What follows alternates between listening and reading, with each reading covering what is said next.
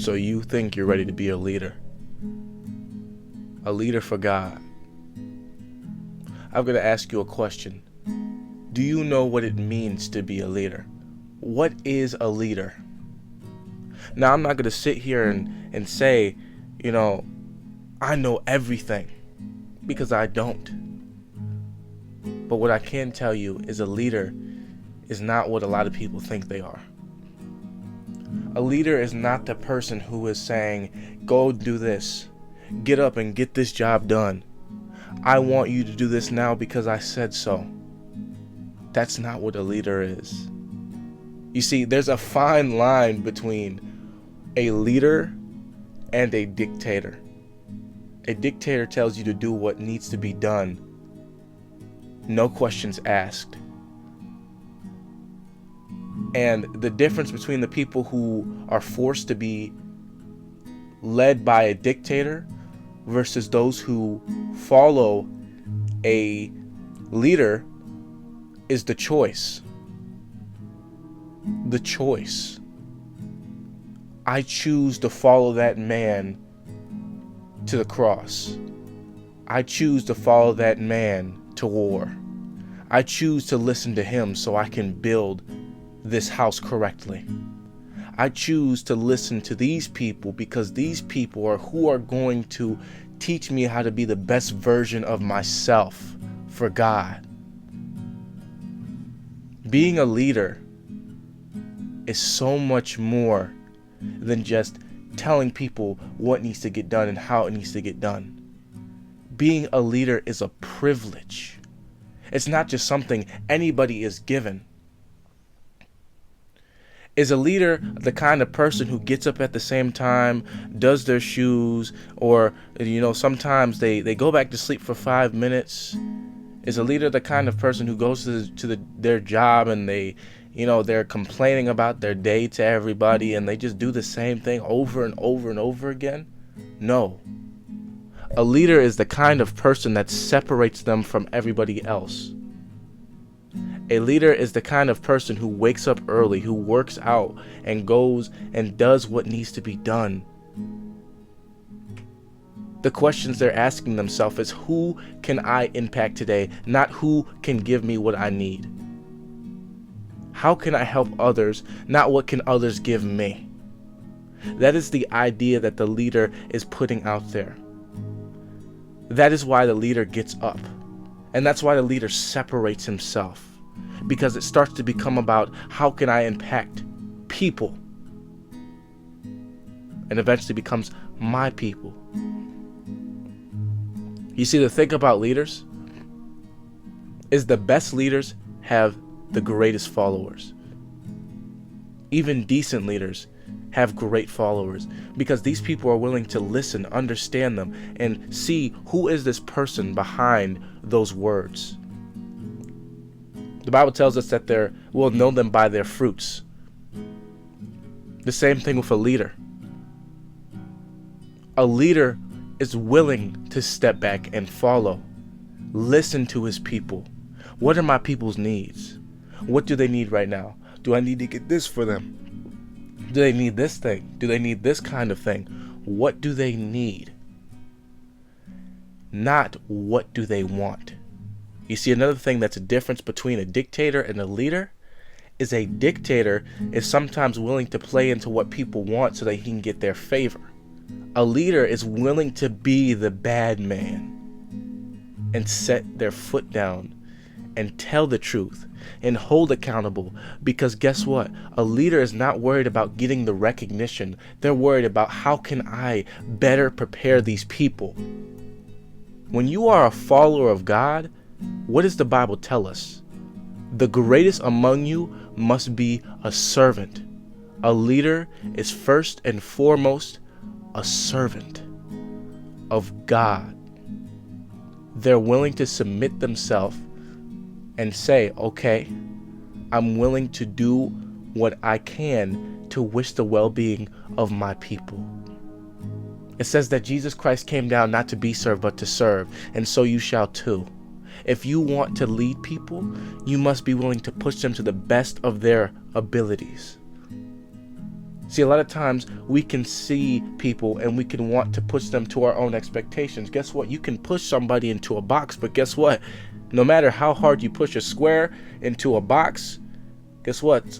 It's not going to fit if it's not the right size. If it's too small, it's going to go drop right in. If it's too big, it's not going to fit through. But if it's the perfect size, it's going to slide right in. And the idea is, no matter how many times you try to force somebody into a shape, a good leader won't push somebody to their expectations, but to what they know they're capable of. I know what you have done. You're strong as your weakest link. A leader understands that.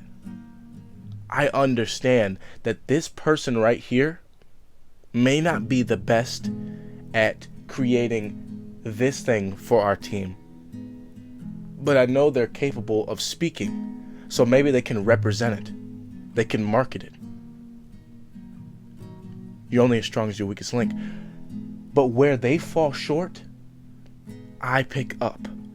And where I fall short, they pick up. The best leaders doesn't make his followers stay followers. He creates other leaders. That's another thing. The Bible tells us, today I make you a fisher among men. I want you to create God's kingdom. I want you to bring more people in here, to bring in more sheep.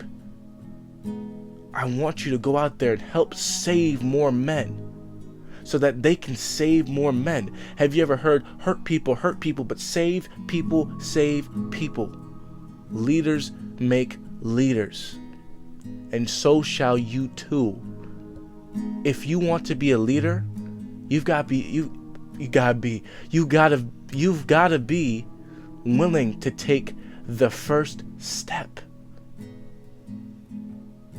To be a voice for those who don't have one. You might be scared. Being a leader does not say you can't be scared. It does not mean you cannot have fear. Being a leader does not mean you are fearless. It means you are fearful, but despite you have courage. It means to do with fear.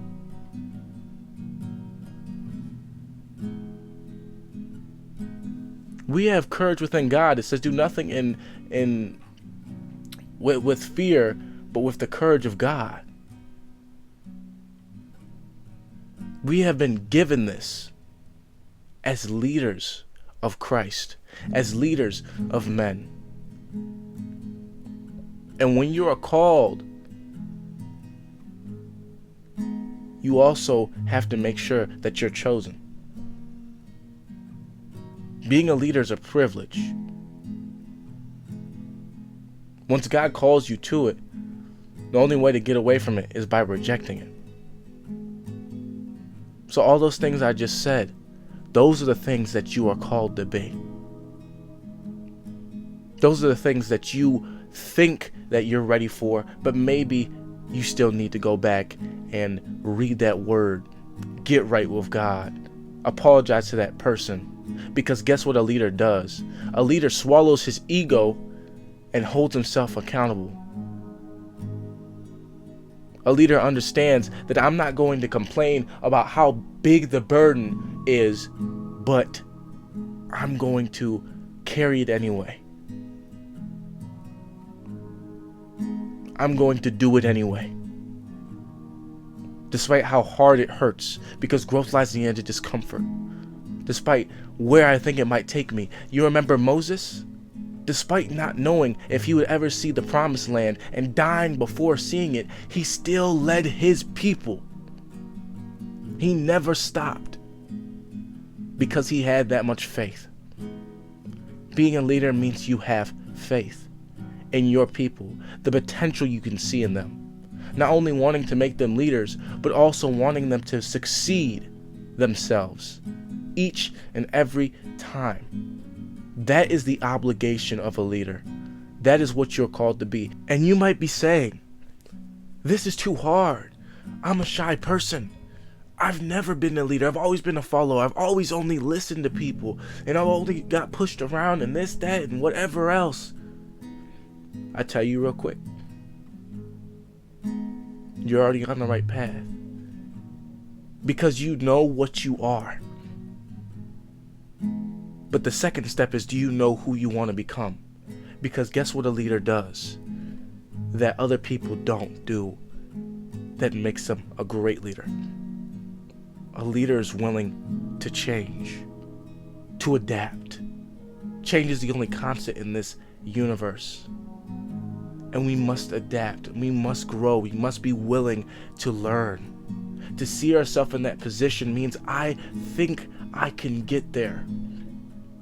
Let's find out. The risk is great, but the reward is so much greater. That's what the leader thinks in his head. The leader doesn't chalk it up to what if, but let's find out. So, will you find out if you are a leader? Are you ready to be the leader God has made you to be? God bless, and I'll see you soon.